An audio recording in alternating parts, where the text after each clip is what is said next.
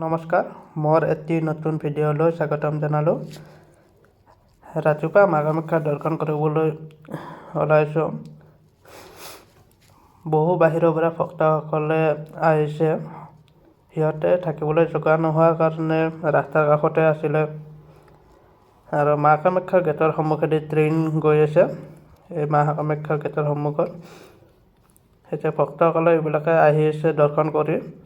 এতিয়া মা কামাখ্যাৰ গেট পালোঁ। গেটৰ ভিতৰত সোমাই আমি খোজকাঢ়ি যাই আছোঁ খালী ভৰিৰে।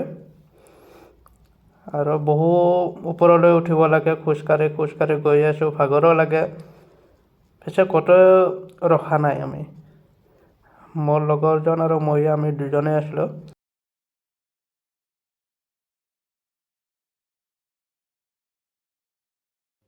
লাখ লাখ ভক্তৰ ভিৰৰ মাজতো সকলোৰে মুখত আহিল কেৱল ভক্তি আৰু বিশ্বাস। তাৰ পাছত আমি এনেকৈ মন্দিৰৰ সন্মুখৰ গেট পালোঁ। হঠাৎ বৰষুণো আহিল, কিন্তু বৰষুণেও ভক্তিৰ পথ ৰখাব নোৱাৰিলে। মা কামাখ্যাৰ কৃপাই সকলোকে কষ্টক আশীৰ্বাদলৈ ৰূপান্তৰ কৰিলে। এনেকৈ আমি চাৰিওফালে ঘূৰিলোঁ, ফটো উঠিলোঁ। উঠিলৈ মাত্ৰ তেতিয়া আমি তাৰ পৰা ওলাই আহোঁতে বৰষুণো এৰিলে। আৰু সকলোকে মা কামাখ্যালৈ সকলোকে ভালে ৰাখক, তাৰে কাৰণে মা কামাখ্যাৰ ওচৰত সেৱা জনালোঁ। মন্দিৰৰ পৰা আহি আমি চাৰ্কাছ দেখাবলৈ এজনী ছোৱালীয়ে ৰছী এডালৰ ওপৰত উঠি চাৰ্কাছ দেখাইছে।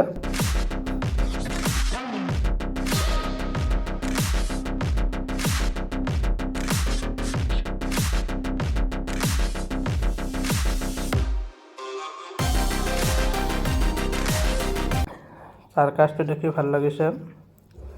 ছোৱালীজনী বহু কষ্ট কৰি শিকিছে এইবিলাক চাৰ্কাছ।